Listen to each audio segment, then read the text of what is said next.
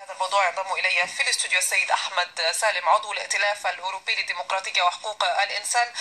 سيدي أهلا بك. أولا ما تعليقك على أحكام الإعدام التي صدرت بحق أنصار جماعة الإخوان المسلمين؟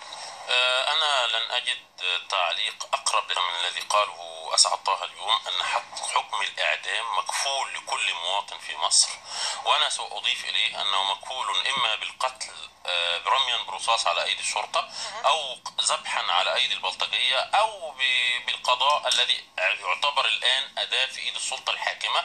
والدليل على أن الحكم الذي صدر من أسبوع ضد كتائب حزب الدين القسام أنها ليست جماعة إرهابية، وبعد أسبوع وصل تليفون للقاضي نفس المحكمة ونفس القاضي أصدر حكما مغايرا. كلنا سمعنا ممدوح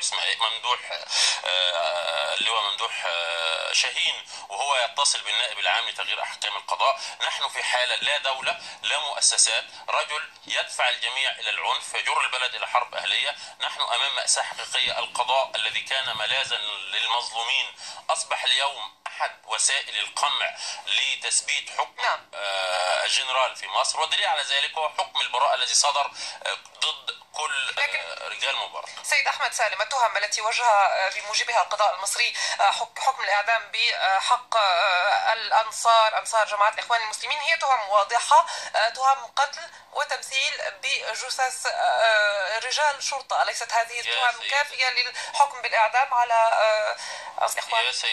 يا سيدتي إذا تم التحقيق، حقيقة لم يتم التحقيق، 183 رجل اليوم وسيدة يحكم عليهم بالإعدام ضد قتل، وطبعا جريمة قتل الضباط هي جريمة مدانة بكل المقاييس. نحن نبحث عن العدالة، من القاتل الحقيقي، ما يعادل كل شخص قتل. 16 دان يساق إلى المحكمة. يا سيدتي إن أحكام الإعدام التي صدرت في مصر من فبراير إلى يونيو 2014 1227 حكم، يعادل ضعف أحكام الأعدام التي صدرت في مصر من عام 1981 حتى عام 2007، يعني في خلال 27 عاما. حكم الأحكام الأعدام النهاردة أصبحت بالجملة. هل يعني هذا بالنسبة لك أن القضاء في مصر غير مستقل وغير نزيه؟